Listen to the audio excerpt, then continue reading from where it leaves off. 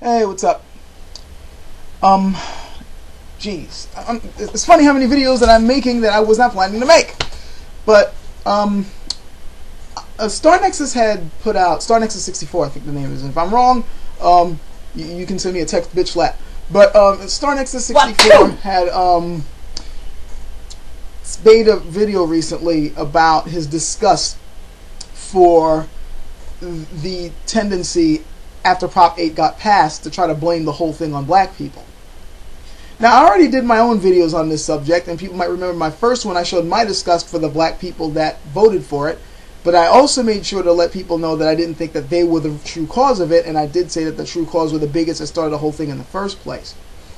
However, there was something that I said at the end of my second video about the Prop 8 situation that I think bears repeating here, and I think I'm going to go a little bit more into it, because I think it's important, and I think I'm going to end up making more and more videos about this until people start getting the hint. What happened with Prop 8 is completely fucked up. I'm pretty sure that those who actually have some form of humanity in us understand that it's a fucked up situation.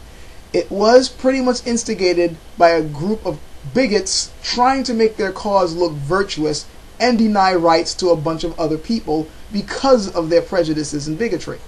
That's all it really was. They dressed it up with suits and nice sounding music and family values, and all it really was just denying a group of people they hated from having the same rights that they did.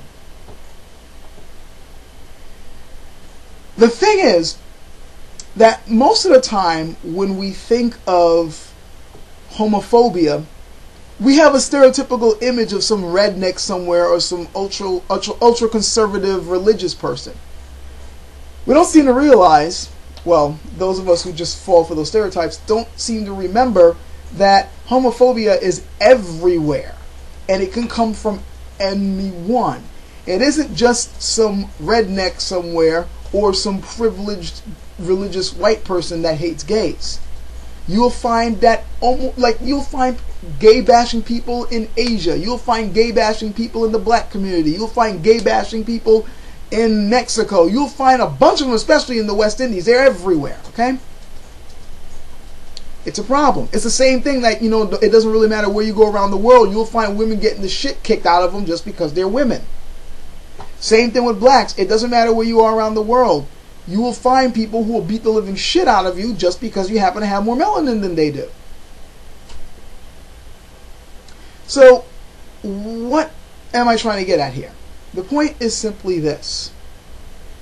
All the people who are being oppressed would have an easier time getting their rights instated if they would stop using the terms given to them and start fighting for human rights for human beings. I've already stated this before. I'm going to state it again, and I'm going to keep saying it until motherfuckers get the hint. You have to stop fighting for gay rights, or black rights, or women's rights, or immigrant rights, or so on and so forth. You might win a few battles, but you will have an easier fucking time when you drop the labels and simply fight for human rights for human beings. I understand that this is a hard concept for some of you guys to wrap your heads around, especially since you've been identifying with those labels for so long. Allow me to give you the reasons why you should reconsider. The labels that were put on you, for the most part, I know not all of the labels have been, but for the most part, the labels that have been given to you that you're now using as a source of pride or a source of identity were given to you by the very people you are now struggling with to get your rights. It's not like gay people walked around and called themselves gay. They just considered themselves people that happened to like people that looked like them, and it was the rest of the world that gave them that label.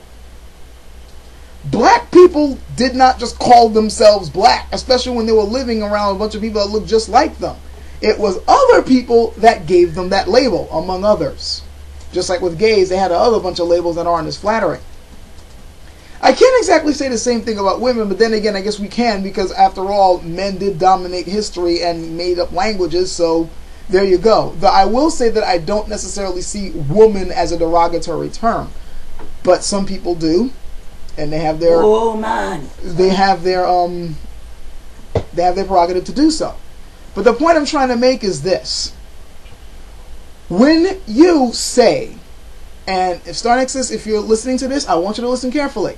When you go out and say that you are fighting for gay rights or that you are standing up for gay rights, what you don't seem to understand is the person that you're battling against, when he hears the word gay, when he or she hears that word, they are not seeing you as a human being. They're seeing you as a gay person, you know, in quotes, which somehow makes you subhuman. And thus, in their mind, you don't deserve the rights of a human being. Though they're not going to say that out loud. They might not even say it to themselves consciously. But it's there in their subconscious, which is why they can just go around and do this shit and think that they're right for doing it, without thinking about what the fuck it is that they're actually doing. If people who are being oppressed in any way, whether minorly or majorly, would just simply say, I as a human being deserve the rights that another human being gets, it changes the language. It changes the mental image. It changes the psychology of the whole fucking argument. And it gives your oppressor little leg to stand on. Because now the guy has to basically say, try to come up with an argument for why another human being does not deserve the same rights as the human being in the same room. But when you say, I as a gay person deserve the same rights as a heterosexual person, even though the arguments they're going to use against you are bullshit, they will still find ways to come up with an argument, because now you're using labels that have already gotten baggage on them.